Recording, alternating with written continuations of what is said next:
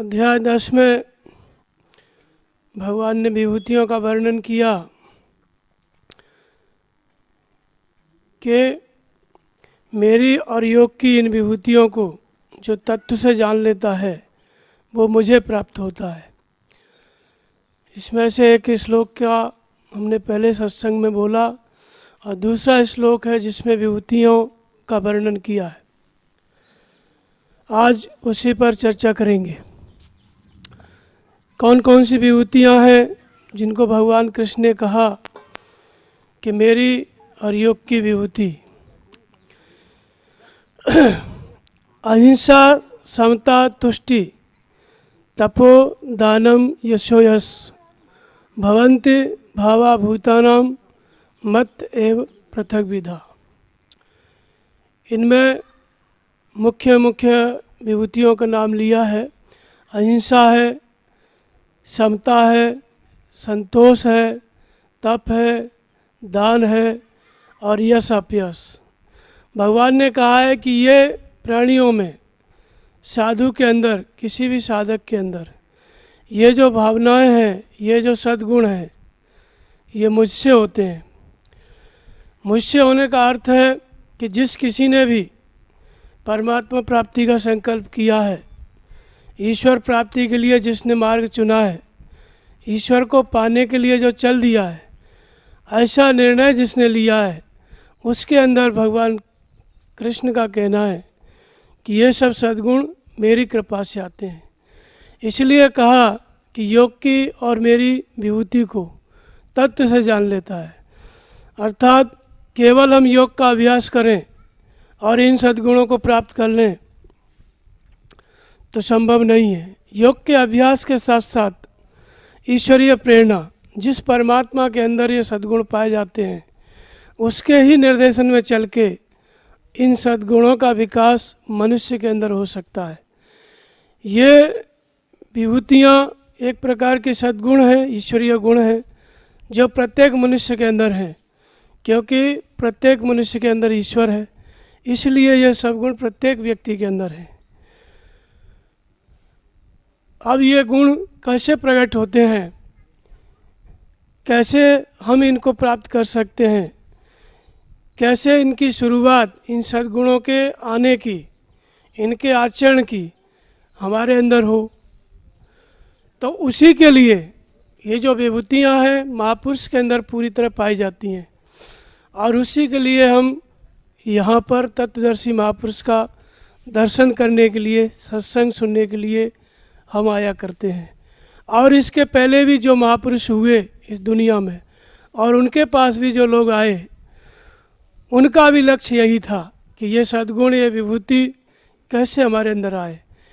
आगे भी जो लोग महापुरुष के पास आएंगे उनका भी उद्देश्य यही होगा कि कैसे ईश्वरीय विभूति को हम प्राप्त करें।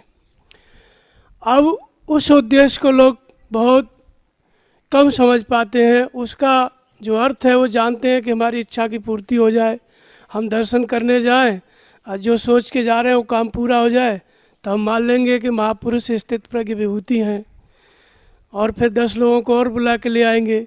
इसके लिए यहाँ से शुरुआत होती है सामान्य व्यक्ति की। लेकिन जब वही व्यक्ति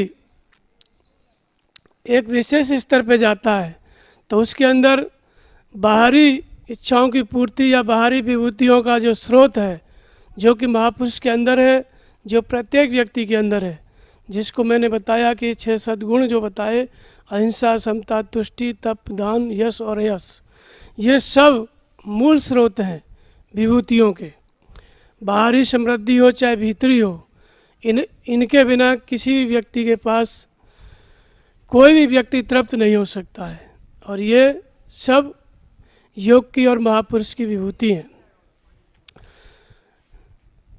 तो हम जाने अनजाने में इन्हीं सब के लिए आते हैं, लेकिन इन सब का अर्थ अभी हम सब के लिए अपनी इच्छाओं की पूर्ति होता है। कौन सा ऐसा व्यक्ति है दुनिया में जो ये नहीं बनना चाहता है कि मैं पूरी तरह हिंसा का पालन करूं? कौन सा ऐसा व्यक्ति है जो समता अर्थात संपूर्ण जगत को अपने पराये को समान रूप से देखे, ऐसी इच्छा नहीं रखता है। ये सभी इच्छाएं रहती हैं, लेकिन ऐसा हम कर नहीं पाते हैं। कौन सा ऐसा व्यक्ति है जो संतुष्ट नहीं होना चाहता है? संतुष्ट होने के लिए ही तो हम सब कुछ करते हैं, लेकिन संतोष प्राप्त नहीं होता है। कौन सा व्यक्ति ऐसा है जो महापुरुष या तपस्वी को देखेगा, विचार करेगा और उसके मन में तपस्या करने की जिज्ञासा नहीं होगी? सबके अंदर होती है, लेकिन करना बहुत कठिन होता है। तो ये सब विभूतियाँ हैं जिनके लिए हम सभी अपना रुख करते हैं, लेकिन आचरण कठिन होता है। तो हम इनको समझेंगे कि ये कैसे महापुरुष के अंदर हैं, कैसे आपके अंदर हैं, हमारे अंदर हैं, सबके अंदर हैं। क्योंकि जो सद्गुण किसी महापुरुष में है, जो कि सामने है, जो शरीर से दिखाई दे रहे हैं, तो वे सद्गुण जब उनमें प्रकट हो सकते हैं, तो ऐसा कौन सा व्यक्ति है जिसके अंदर नहीं है? सभी के अंदर है। हम कतराते रहते हैं, हम अपने कर्तव्य को सही से समझ नहीं पाते और साहसपूर्वक इस मार्ग पर चल नहीं पाते, इसलिए केवल भिक्षा मांगते हैं, इसलिए केवल भिक्षा पर आधारित रहते हैं, इच्छाओं की पूर्ति पर आधारित रहते हैं, आगे बढ़ने का प्रयास नहीं करते। जबकि सामने जो महापुरुष हैं उनके अंदर ये सब कुछ है। जिसको हम मांगते हैं वो हमारे अंदर भी है, आपके अंदर भी है, लेकिन हम अपने अंदर उनको प्रकट करने के लिए कतराते हैं, हमारे पास साहस नहीं है, या ये समझें कि उचित समय या संस्कार साथ नहीं दे रहा है, इसलिए उन चीज़ों को हम नहीं प्राप्त कर सकते। तो इसमें जिन विभूतियों का नाम लिया उन पे हम आज चर्चा करेंगे। सबसे पहले अहिंसा है। अहिंसा का नाम आपने सुना होगा। गांधी जी आंदोलन करते थे अहिंसात्मक ढंग से, अहिंसा के समर्थक थे, पक्षधर थे। पुरानी बात हो गई। अभी अभी जो समाज सेवी संस्थाएं हैं, एनजीओ हैं, किसी बात को लेकर पे धरने पे बैठ जाते हैं और बोलते हैं हमारा आंदोलन अहिंसात्मक होगा, कोई मारकाट नहीं होगी। भले ही जिस बात को मनवाना चाहते हैं उसे अगर लागू कर दिया जाए तो बहुत से लोगों का अनिष्ट हो जाए, कितने लोग आत्महत्या कर लें, ऐसा भी हो सकता है।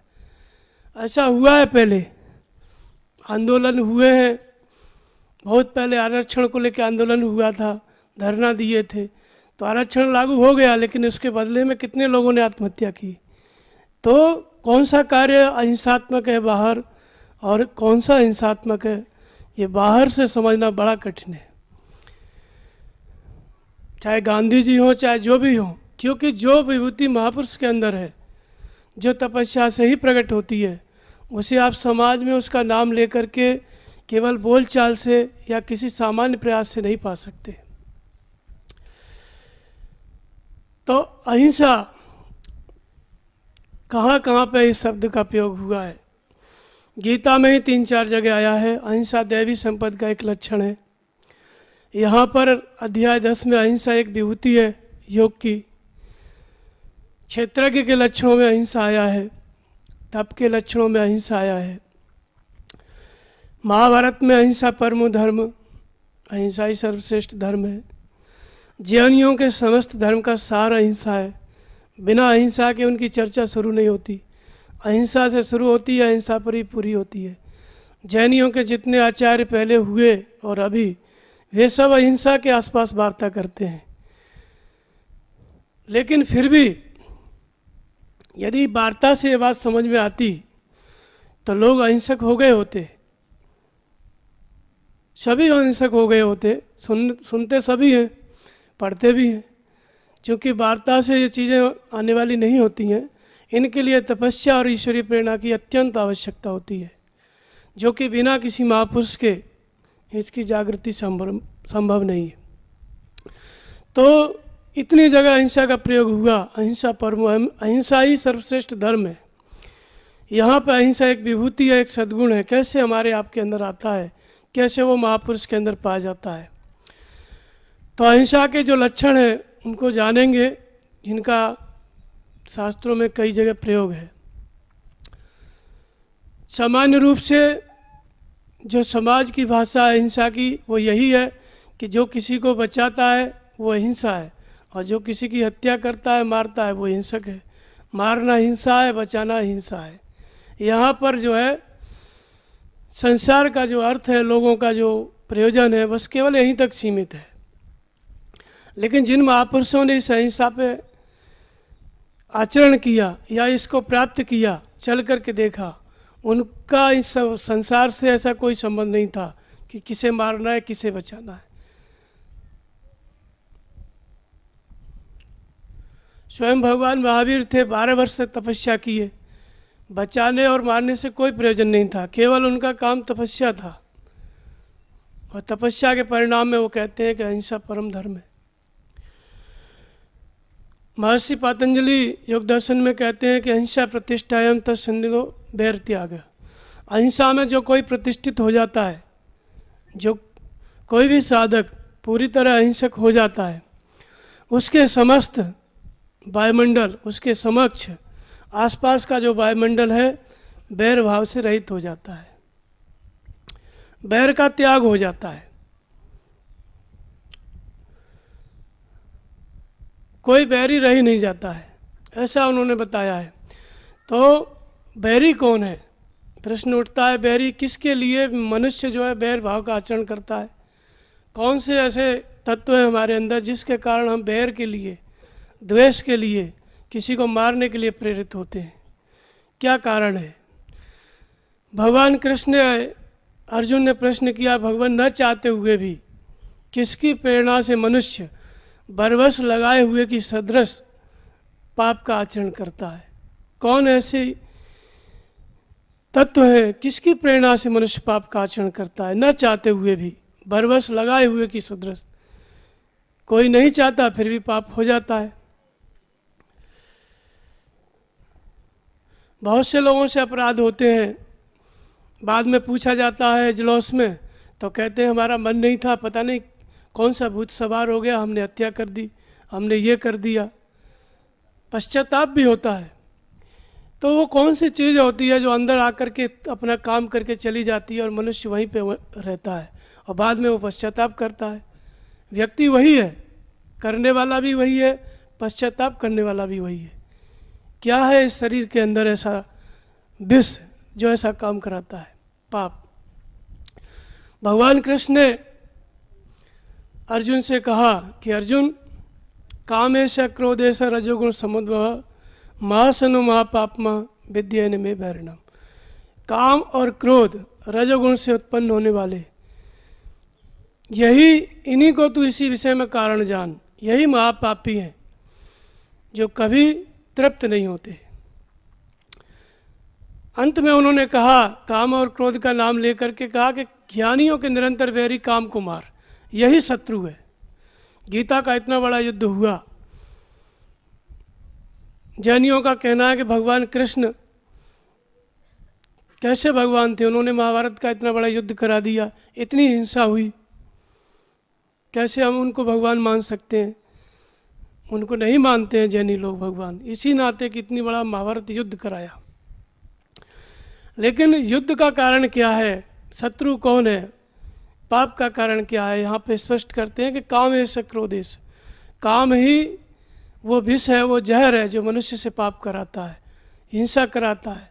जो बाहर हत्या का कारण है, किसी पे व्यक्ति जो टूट पड़ता है, अपनी क्यों टूट पड़ता है? अपनी कामना की पूर्ति के लिए दौड़ करके मारने में या किसी भी काम को करने में, दुराचार, अत्याचार, क्या कारण हो सकता है? केवल काम। काम का अर्थ होता है कामना।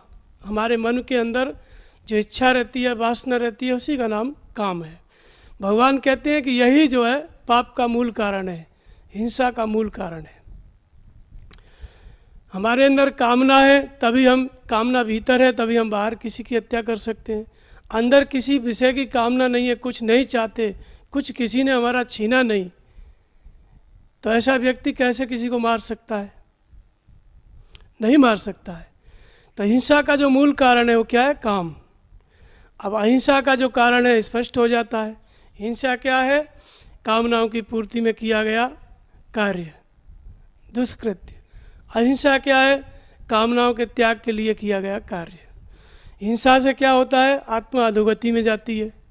भगवान कृष्ण ने कहा कि अर्जुन, अध्याय 6 में, कि मनुष्य को चाहिए कि अपने द्वारा अपना उद्धार करे। क्यों मनुष्य अपने द्वारा अपना उद्धार करे? क्योंकि ये मनुष्य का जो आत्मा है यही शत्रु है, यही मित्र है। भगवान कृष्ण कहते हैं कि बाहर कोई शत्रु नहीं है, हम स्वयं ही अपने शत्रु हैं, स्वयं ही अपने मित्र हैं। किस परिस्थिति में हम शत्रु होते हैं, किस परिस्थिति में मित्र होते हैं? तो जिस पुरुष के द्वारा शरीर मन सहित इंद्रियों के द्वारा शरीर सहित मन सहित इंद्रियां जीत ली गई हैं अभ्यास से, योग के अभ्यास से, संयम से, उसी व्यक्ति का आत्मा उसके साथ मित्र बन करके मित्रता बरतता है। जब मन सहित इंद्रियों को जीत लेता है तो होता क्या है, कामनाओं का त्याग हो जाता है। और जिस पुरुष के द्वारा मन सहित इंद्रियां नहीं जीत ली गई हैं, जिधर उसकी इंद्रियां चेष्टा करती हैं उधर ही चला जाता है, उसी को वही काम करता है जैसा सोचता है वैसा, तो उसको कहते हैं कि उसका आत्मा ही उसका शत्रु है। तो शत्रु बन के आत्मा क्या करता है, क्या फांसी पे चढ़ाता है? ऐसी बात नहीं है। जब हम मनमानी चल रहे हैं, अपनी इंद्रियों की, अपनी इच्छाओं की, काम की पूर्ति के लिए आचरण कर रहे हैं, तो कामना का पूर्ति करने का अर्थ है कि नई कामना उत्पन्न होगी। नई कामना उत्पन्न होने का अर्थ होता है कि फिर जन्म लेना पड़ेगा। जो इच्छा पूरी हो गई वो तो पूरी हो चुकी, लेकिन जो इच्छाएं मन में बसी हुई हैं वासना के रूप में, इच्छाएं तो हैं और हम इच्छा पूरा होने से पहले ही मर गए, तो फिर क्या है, उस इच्छा के लिए मरते समय जिस इच्छा की पूर्ति होने वाली है और पूर्ति नहीं हुई, जब व्यक्ति मरता है तो वही इच्छा उसके कंठ पे रहती है, और जब मर करके फिर उसी इच्छा के अनुसार वो जन्म लेता है। तो फिर ये जन्म लेता है, इससे मरने का क्या मतलब? वास्तव में ये जो जन्म ले रहे हैं हम, यही तो हमारी आत्मा की हत्या है। जन्म और मृत्यु के चक्र में जाना, इसी का नाम हिंसा है, यही हत्या है। लेकिन ये करता कौन है? ये हमारी कामना करती है।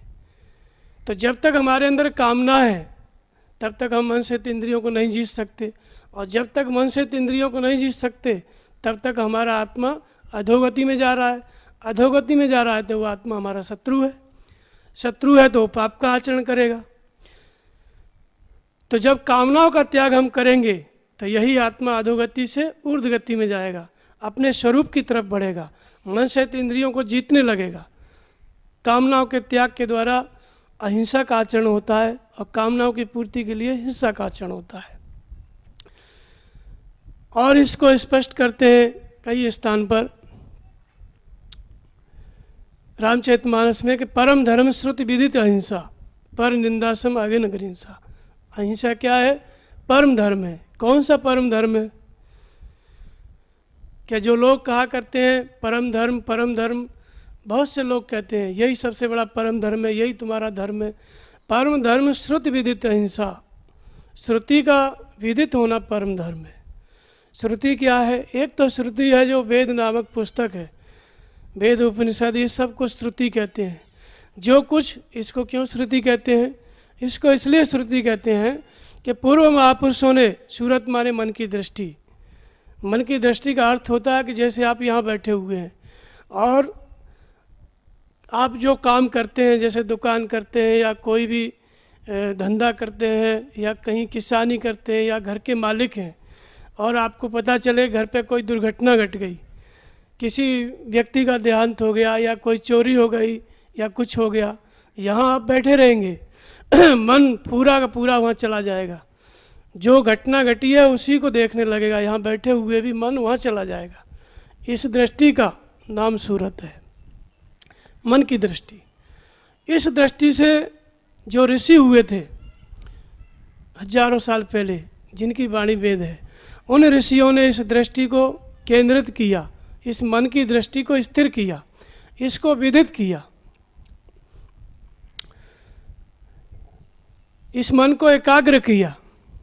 विदित करने का अर्थ क्या होता है? क्या हमारा मन, हमारी दृष्टि हमें विदित नहीं है? वास्तव में हमारी दृष्टि, हमारे मन की दृष्टि हमारे सामने नहीं रहती है। कहाँ रहती है फिर? जिस काम के बारे में हम सोचते रहते हैं वहीं हमारी सूरत रहती है। जिस काम के बारे में हम सोचते रहते हैं वहीं पे हमारा मन रहता है, तो वो काम, क्रोध, राग, द्वेष के भार से दबी रहती है, हमारे सामने विदित नहीं है। और ऋषियों ने क्या किया? तपस्या करके राग, द्वेष, काम, क्रोध का त्याग किया, अपने मन को स्थिर किया। जब मन स्थिर हुआ, ध्यान में स्थित हुए, तो ऋषि कहते हैं कि ध्यानावस्थे तदगतेन मनसा पश्यन्ति योगिनः, ध्यान की स्थिति में तद्गत होकर के, प्रतिष्ठित होकर के ऋषियों ने मन से वेद मंत्रों को देखा। जो वेद में लिखे हुए मंत्र हैं, गीता में है, उपनिषद में, इनको ध्यान की स्थिति में ऋषियों ने देखा। कब? जब सूरत विदित हुई, सूरत स्थिर हुई तब। और देखा तो फिर उसको व्यक्त किया। जब व्यक्त किया, बोल दिया गया, तो उसी उन्होंने जो बोला उसी का नाम वेद नामक पुस्तक है जो आपके सामने है। उसमें लौकिक और पारलौकिक बातें भी हैं। मूल रूप में उनका जो उपदेश है वो मुक्ति के लिए है। तो इसलिए वेद को श्रुति कहते हैं। अब हमारा आपका श्रुति का विदित होना क्या है? जिसका नाम अहिंसा है, जो कि परम धर्म है। तो वास्तव में वही मन की दृष्टि कैसे विदित होती है? क्यों विदित नहीं है? कामनाओं के कारण। किसी न किसी कामनाओं में हमारा मन लगा रहता है। हम दर्शन करने भी आएंगे तब भी कोई कामना चित्त पे छाए रहती है, चित्त को जकड़े रहती है, और चले जाते हैं फिर वही कामना, उसी में हम घूमते रहते हैं। पूरा दिनचर्या हमारा ऐसे ही जाता है। तो जब महापुरुष के पास हम आते हैं तो उनका चित्त स्थिर है, उनकी सूरत उनके सामने है, विदित है। इसलिए वो जो कुछ भी बोलते हैं वही भगवान की वाणी है, वही भगवान का आदेश है। तो हमें ये सूरत कैसे विदित हो? उनके उपदेश को हम आचरण करें। जैसे नाम का जप करने के लिए कहते हैं, ध्यान करने के लिए कहते हैं, सेवा करने के लिए कहते हैं। जो कुछ कहा गया उसको अपने मन में, अपनी सूरत में धारण करें, और अपने घर पे जहाँ रहते हैं सब कुछ करते हुए नाम जप का, ध्यान का अभ्यास करें। तो जैसे हम नाम जपने लगेंगे, ध्यान करने लगेंगे, तो हमारा मन कामनाओं में जाएगा। तो मन में उच्चाटन होगा कि भजन करते हैं तो मन नहीं लगता है। कहाँ जाता है? जो पहले कर रहा था, भजन करने से पहले कर रहा था, उसी में चला जा रहा है। जिससे हमारा ज़्यादा लगाव है, जिससे बात की है, उसमें चला जा रहा है। तो ये जो बाहर चला जा रहा है, यही सूरत इसी में दबी हुई है। विदित करने का अर्थ है कि जहाँ जाने वाला है वहाँ मत जाने दो। लेकिन ये कब संभव होगा? ये सदगृहस्थ आश्रम में इतना कठिन है कि नहीं संभव होता है, लेकिन आरंभ वहीं से होता है। यही साधक जब विरक्त हो जाता है, साधना पे चलने लगता है, साधना के मार्ग पे, तो जब मन को केंद्रित करता है, लगाता है, थोड़ा कामनाओं का त्याग करता है, ध्यान में लगाता है, नाम जप में लगाता है, तो वहाँ पर सूरत स्थिर हुई। तो भगवान बताते हैं कि भविष्य में कहाँ मन भटक सकता है, किस कारण से भटक सकता है, खाने पीने में या किसी और विषय चिंतन में, वो चीज़ें उसको विदित होने लगती हैं।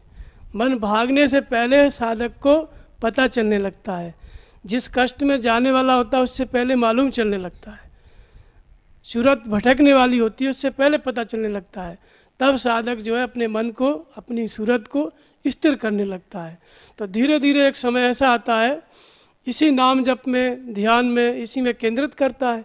जब जब भी मन भागता है, ईश्वरीय प्रेरणा से, गुरु की प्रेरणा से, फिर मन को, अपने चित्त को फिर अपनी जगह पे लाता है, नाम जप में, ध्यान में, फिर भागता है, फिर लाता है।